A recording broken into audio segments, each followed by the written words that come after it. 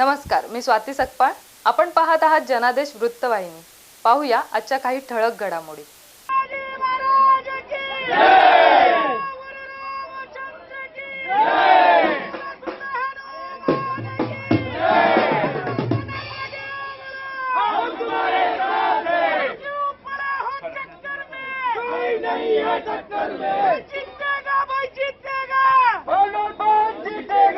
मुंबई महापालिका निवडणूक 2026 करिता भाजपाचे प्रवक्ते नवनाथ बन यांना भाजपने महायुतीचे उमेदवार म्हणून वॉर्ड क्रमांक 135 मधून उमेदवारी दिल्यानं नवनाथ बन यांनी मानखुर्द मंडळा येथून भव्य रॅली काढून मोठे शक्ती प्रदर्शन करत आपला उमेदवारी अर्ज दाखल केलाय. यावेळी महायुतीचे पदाधिकारी कार्यकर्ते मोठ्या संख्येने या रॅलीत सहभागी झाले होते.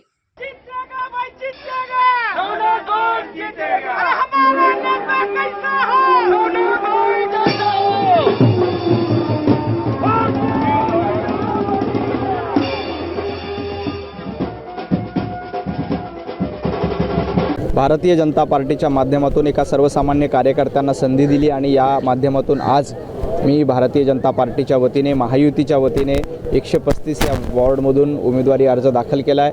अतिशय उत्साहाचं वातावरण आहे. कार्यकर्ते आनंदित आहेत. सर्वसामान्य नागरिकांचे आशीर्वाद भारतीय जनता पार्टीच्या पाठीशी आहेत. आपल्या सगळ्यांना कल्पना आहे की आजपर्यंत मानखुर्द विकासापासून वंचित ठेवण्याचं काम समाजवादी पार्टी असेल, उभाटा गट असेल यांनी सातत्याने केलं होतं. आता मुंबई महापालिकेवर भारतीय जनता पार्टी आणि महायुतीचा झेंडा फडकणार आहे.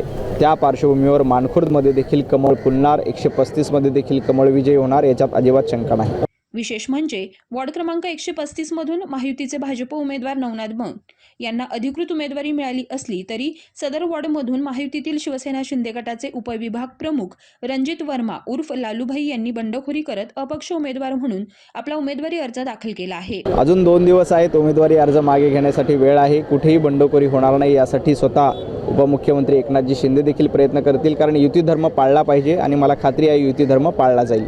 कॅमेरामन इक्बाल शेखसह पल्लवी केदार, जनादेश वृत्तवाहिनी करीत.